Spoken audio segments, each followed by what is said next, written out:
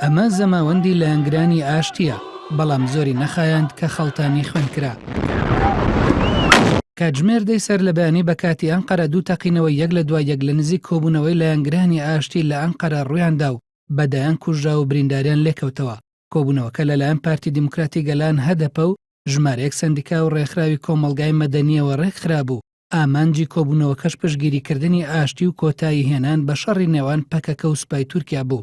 چەند کاتژمێرێک دوای تەقینەوەکە پەکەکە وەڵامی داواکەی لایەنگرانی ئاشتی دایەوە و هاوسەرۆکایەتی کەجەکە لە ڕاگەیەنراوێکدا وەستاندنی سەرجەم چالاکیەکانی لە دژی سوپای تورکیا ڕاگەیاند و ئاماژەی بەوەدا کە گەریلا هیچ هێرشێک ئەنجام نادات و تەنها بەرگری لە خۆی دەکات و هیچ زیانێکیش بە هەڵبژاردنەکان ناگەێنێت.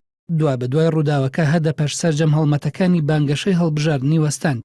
سەلاحەدین دەمیرتاش هاوسەرۆکی هەدەپە بە توندی ڕەخنەی لە پۆلیس و حکوومەتی تورکیا گرت و ڕاگەیاند لە کاتێکدا لایەنگرانی هەدەپە هەوڵی گواستنەوەی تەرمەکان و بریندارانی ڕووداوەکەیان دەدا، پۆلیس هێرشیان کردووەتە سەر لایەنگرانی هەدەپە و وتیشی ئەم هەڵوێستەی هێزانامنیەکان دوورە لە ڕەوشت و بەهامرۆیەکان.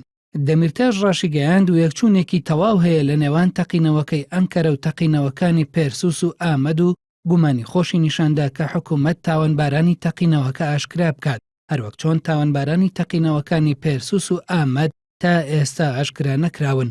چەند کاتژمێرێک دوای ڕووداوەکە ڕەجەب تەیب ئاردۆغان سەرۆک کۆماری تورکیا تەقینەوەکەی ئیدانە کرد و داوای لە هەموو لایەنەکان کرددان بە خۆیاندا بگرن.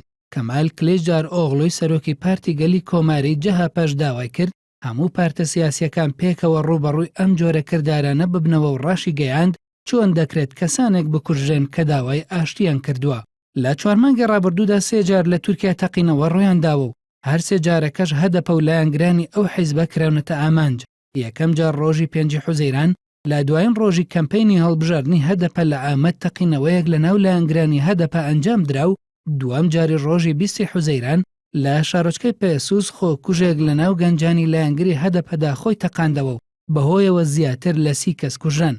دوای تەقینەوەکەی پێرسوس پەکەکە حکوومەتی تورکیای بە ئەنجامدانی تەقینەوەکە تۆمەتبار کرد و ئەوەش بووە سەرەتای دەستپێکردنەوەی شەڕی نێوان پارتی کرێکارانی کوردستان و سوپای تورکیا. تەقینەوەکەی ئەم جارەیان کەرەش دوایەوە دێت کە بەر لە چەند ڕۆژێک پەکەکە ئامادەی خۆی بۆ ڕاگەاندنی ئاگربەست دەربڕی، بەڵام ڕۆژی هەینی ڕابردوو داود ئۆغڵۆ ئاگربەستەکەی ڕەت کردەوە و هەڵوێستەکەی پەکەکەشی تەنها وەک تاکتیکێکی هەڵبژاردننی پەکەکە ناودێر کردبوو کە دەیەوێت بە ڕاگەاندنی ئاگربەست ڕێژەی دەنگەکانی هەدەپە بەرز ببێتەوە.